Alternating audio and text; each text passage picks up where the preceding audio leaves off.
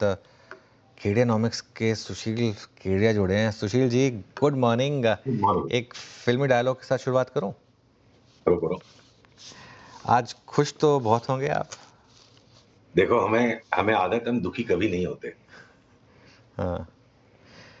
लेकिन वो जो आपने कॉल ली थी उसमें एक काफ़ी हद तक उसकी शुरुआत तो हो चुकी है शायद।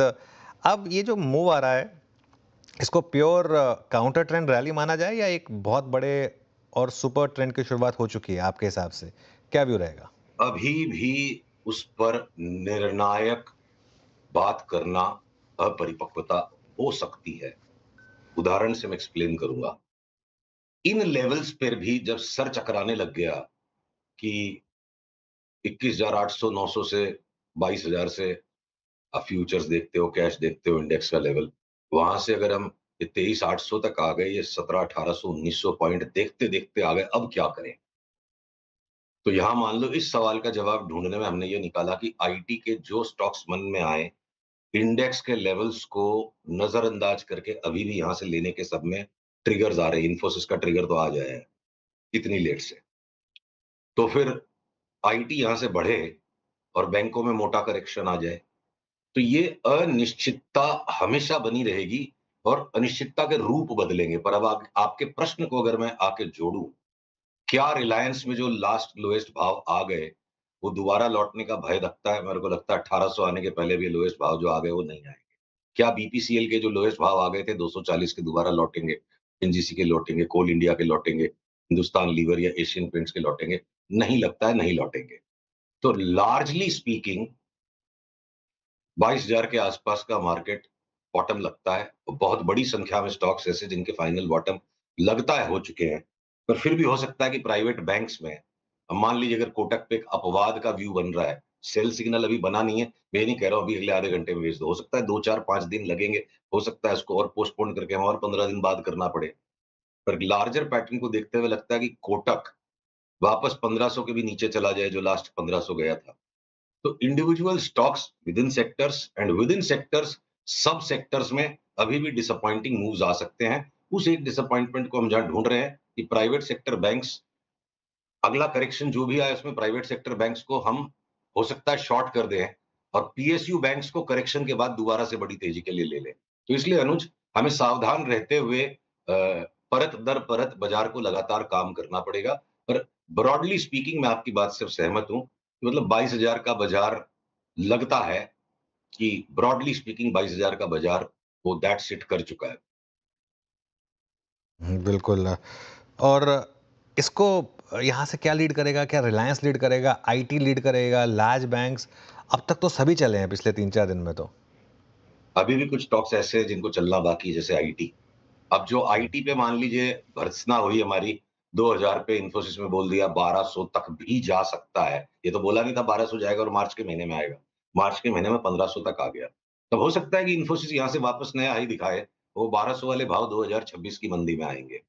तो एक लीड और लैग आगे पीछे चलते रहेंगे अनुज, बट लार्जली स्पीकिंग देखिए जो लार्ज कैप स्टॉक्स हैं, रिलायंस जैसे स्टॉक 50% अगर बढ़ जाते हैं, ओएनजीसी जैसे स्टॉक्स जो है large cap but second tier में आते हैं, उनमें अगर ऊपर में 70% तक का अपसाइड दिखता है, तो जो छोटे वाले स्टॉक्स है, अभी मैं खाली फ्यूचर्स की लिस्ट की बात कर रहा हूँ, कि सेल जैसा स्टॉक यहाँ से 3 गुना हो जाए, एनएमडीसी 3 गुना हो जाए, तो रेंजेस ऑफ पोटेंशियल रिटर्न्स हैं, commensurate to the potential returns उनकी रिस्क भी उसी अनुपात में ज़्यादा है। अब अगर आप जैसे भी थोड़ी देर पहले हेल्थ केयर में आपकी बात हो रही थी, तो अगर मैं बोलूँ कि अपोलो हॉस्पिटल्स में खाली एक रिबाउंड आएगा और वो पुराने हाई को टेस्ट करेगा, उससे ज़्यादा शायद नहीं जाए।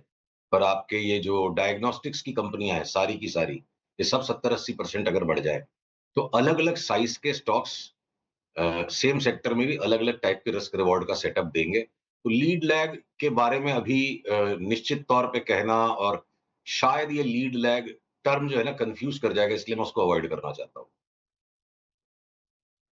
सुशील जी, ये मेटल्स जो शायद 22,000 से लेकर इस 23,800 तक के सफ़र में सबसे बड़ा कंट्रीब्यूशन दे के भी गए थे या फिर पहले इंस्टेंस में वही चलना शुरू जो हुए थे, इस पर आप व्यू क्या रखते हैं आप मेटल्स पे? मेटल्स में एक बार जो होना था हो गया, अब यहाँ से धोखा देंगे ये। हुँ, ठीक है, 30,000 पे लगा था कि ये 30,000 वाली चाल इनमें शुरू हो गई और अब जो चाल जिस तरीके की बनकर आई है, मुनाफ़ा खा के मेटल्स में एक बार ब्रॉडली स्पीकिंग साइड हट जाना चाहिए और काफ़ी रिटर्न दे चुके हैं ये। मेटल्स जब ठंडे होंगे, थोड़ा बैंक्स ठंडी होंगी, तब आईटी को मौका मिलेगा, तब पीएसयू स्टॉक्स को मौका मिलेगा। तो वो सीता-गीता का गेम चलता रहेगा बाज़ार में, सेक्टर रोटेशंस, रिले रेस जैसे राकेश जी बोलते थे, वो चलेगी। तो मेटल्स में जो सोचा था कि वो फाइनल फाइनल बॉटम हो गया और यहाँ से मेटल्स एक तरफ़ा रॉकेट दे देंगे, ऑलरेडी रॉकेट बन गया और लगता नहीं कि फाइनल बॉटम हुआ है, अभी वो कन्विक्शन नहीं आ रहा है मेटल्स की चार्ट पे। तो मैं बोलूँगा टेक प्रॉफिट करके मेटल्स में से लार्जली एक बार निकल जाना चाहिए। फिर देखेंगे दोबारा 10-15% घटने दीजिए, फिर दोबारा देखेंगे। तो प्रॉफिट्स अगर आप बना चुके हैं मेटल्स में तो सुशील जी के मुताबिक आपको वहाँ से निकलना चाहिए। ये जो 4-5 एनबीएफसीज़ ने लीड ली थी सुशील जी इस बार, बी2 बजाज फाइनेंस, बजाज फिनसर्व, आप श्रीराम फाइनेंस को देखिए, चोला को देखिए, इवन मन्नापुरम, मुथूट को देखिए, गोल्ड के चलते यहाँ पर भी काफ़ी तेज़ी आई थी। अब इनका इन पे आपका सेंस क्या कह रहा है? देखिए, बजाज के जो 2 ट्विन्स हैं, वो एक अलग ही प्लैनेट से आए हैं। जैसे वो किताब थी ना men are from Mars, women are from Venus. Bajaj के स्टॉक से भगवान मालिक के क्या छाप लगी हुई है, ये अलग ही बिहेव करते हैं, इनका स्वैग ही अलग है। मेरे को लगता है बजाज के दोनों ट्विन्स का स्वैग खत्म होने का टाइम आ गया है। वो ठीक है, कलाई मरोड़ रहे हैं ट्रेडर्स की और वो ऊपर तक स्क्वीज़ मारे जा रहे हैं। अगर हमें मौका छूट गया हमारा मान लो तेज़ी करके उसमें कमाने का, तो हमें कोई अफ़सोस नहीं होगा। क्योंकि एनालिटिकल बेसिस पर मैनिपुलेशन हो जाए या कोई आकस्मिक घटना हो जाए वो अलग बात है। प्योर एनालिटिकल बेसिस पर बजाज ट्विन्स में ऊपर रिटर्न्स की जगह बहुत ही नॉमिनल बची है और एक्सपेक्टेड एनालिटिक्स जो प्रेडिक्ट कर पा रही है उसके हिसाब से अगर डाउन ट्रेंड इनमें आ गया, तो नीचे कितना फॉल है उसका अभी मैं वर्णन करूँ इस तेज़ी के बाज़ार में, तो बेवकूफ़ कहलाऊँगा। अब बचती है आपकी श्रीराम फाइनेंस, तो एक बार के लिए हम टेक प्रॉफिट के कॉल पे हैं। श्रीराम फाइनेंस में 510 पे बाई था, 674 पे अब आप नया नहीं ले सकते। जो है उसको बनाए रखिए और 670 600 660 का ट्रेलिंग स्टॉप लॉस रखिए और मुथूट मन्नापुरम में भी लगता है कि जो होना था एक बार के लिए इनका काम हो चुका है और सेल सिग्नल आने की देरी है। रादर ये कहिए मुथूट मन्नापुरम और श्रीराम में फर्दर बाइंग सस्पेंडेड है। 2 दिन वाली ट्रेडिंग हम करते भी नहीं है, उसके बारे में रिकमेंडेशन भी नहीं करेंगे। आपसे वीक में 1 बार मिलते हैं तो मैं 15 दिन का पर्सपेक्टिव कम से कम लेके चलूँगा आपके यहाँ। जिस फ्रीक्वेंसी पे बात करते हैं उससे डबल टाइम फ्रेम।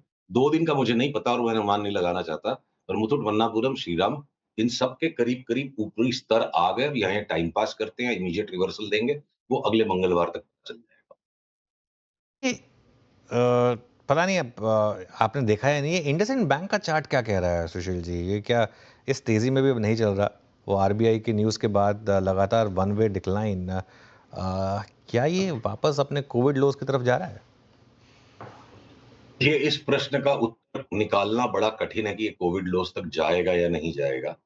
शायद ये नहीं जाएगा। मुझे लग रहा है कि अभी ये बॉटमिंग आउट ज़ोन में है। बॉटम को मैं प्रीएम्प्ट करके प्रेडिक्ट नहीं करूँगा। मैं स्टॉक पे कुछ नहीं करूँगा जब तक ये 705 के नीचे-नीचे, 706 के नीचे, मैं फ्यूचर्स की बात कर रहा हूँ। जिस दिन ये 706 के ऊपर चल निकलेगा, ये आपको लगेगा कि 647 से 706 कितना ऊपर है। तो ठीक है, वो उस तरह की वॉलेट वो मतलब सस्ता लेने के चक्कर में हो सकता है ₹100 लग जाए। तो इसको एक बार 706 के ऊपर जाने के बाद हमारा रुझान हो जाएगा कि ये तेज़ी की तरफ चल चुका है। हो सकता है वो होने के पहले और भी ₹30-40 घट जाए। इसको जब तक ये पक्का बॉटम का फॉर्मेशन कंप्लीट नहीं करता, मैं यहाँ होशियारी नहीं मारना चाहता अनुज और 706 आज की तारीख में लगता है क्रॉस होने के बाद इसका अप ट्रेंड कन्फर्म होगा। हो सकता है कि उसके और 2 सप्ताह गुजरने के बाद वो 706 की जगह वो लेवल 665 का हो जाएगा। फिलहाल मैं इंडसइंड में कुछ नहीं करूँगा, 706 के ऊपर निकलेगा तो तेज़ी करूँगा। इस भाव से और मंदी करना समझदारी नहीं लगती। आपकी तरफ से इस समय चार्ट पर कौन-से स्टॉक्स हैं जो ब्रेकआउट के एकदम तैयार हैं, जिनको आप इस भाव पे भी लेना चाहेंगे? आईटी के स्टॉक्स, मैं हुँ। स्पष्ट कह चुका और उसके सिवा थोड़े-थोड़े पुलबैक में दुनिया भर के स्टॉक्स हैं जो अब आप ले सकते हो। कैश के अंदर में इतनी बड़ी लिस्ट है कि आपको मुझे 1 घंटे का टाइम देना पड़ेगा। तो ब्रॉडली अनलिवरेज्ड इन्वेस्टमेंट बाइंग किसी भी इंडेक्स के लेवल पर जिस-जिस स्टॉक में कोई आपको लगता है अब करंट आने लग गया, अनलिवरेज्ड इन्वेस्टमेंट बाइंग यहाँ करते हो तो रॉन्ग नहीं होगे और इस स्टेज पे बाज़ार के लिवरेज ट्रेडिंग करने वाला आदमी तेजी का व्यू रख कर के भी उल्टे-सीधे काम करके नुकसान कर सकता है। तो अनलिवरेज्ड ये अभी अभी भी इन्वेस्टमेंट करने का समय है। आई थिंक स्पेकुलेशन के लिए मेंटली बाज़ार बढ़िया सिचुएशन में होगा, जब हम 24,200 के ऊपर होंगे या हम वापस 23,000 पे होंगे। तो एक बार 700-800 पॉइंट का रिस्क है और उस रिस्क को अगले 10-15 दिन में बैंक्स लीड कर सकते हैं। लॉन्ग टर्म कॉल अपनी जगह, साल भर वाला आपको मुझे हर वीक बात करनी है तो 15 दिन का पर्सपेक्टिव ही है। बैंकों से निकलिए, आईटी के स्टॉक्स लीजिए और इन्वेस्टमेंट करने का मजा लीजिए, सट्टा करने का टाइम बाद में आएगा। कोई शॉर्ट भी है फिर इस समय मार्केट में? इंतजार में 1-2 दिन में हमें वो पैटर्न्स कंफर्म्ड मिल जाते हैं अगर, हम्म, तो हम कोटक बैंक आपको लगेगा कि बड़ी विवादास्पद मैं बात कर रहा हूँ, पर मैं चार्ट का गुलाम हूँ। मैं जजमेंट्स कौन क्या लेगा मेरे बारे में उसकी बिल्कुल परवाह नहीं करता, मैं सिर्फ चार्ट्स की परवाह करता हूँ। मैंने आपको बोला कि कोटक बैंक की चार्ट अगर स्क्रीन पे दिखा सकता है पीसीआर, देखिए मैं कोटक बैंक में 1500 तक तो चाल कभी भी इसकी बन जाएगी, एकदम उड़ता बलून है, मैं इसको शूट नहीं करूँगा। 2-3 दिन में जहाँ ये प्रीवियस डेज़ लो के नीचे बंद आना शुरू हो जाएगा, वहाँ से मैं इसकी शॉर्ट सेल इनिशिएट करूँगा। अगर मैं कोटक में सौदा करूँगा तो शॉर्ट का ही करूँगा, नहीं मिलेगा वो ट्रेड तो नहीं होगा, मैं लॉन्ग नहीं करूँगा। तो if I am pressed down, अगर आप मुझे अपने अंगूठे के नीचे दबा देते हो कि बता एक शॉट तो बताना पड़ेगा। तो बनेगा सेटअप तो कोटक शॉर्ट करेंगे वरना और कुछ नहीं करेंगे। ओके, चलिए सुशील जी बहुत बहुत शुक्रिया आज हमारे साथ जुड़ने के लिए। अगले मंगलवार फिर बात करेंगे आपसे। इस शो को यहाँ समेटने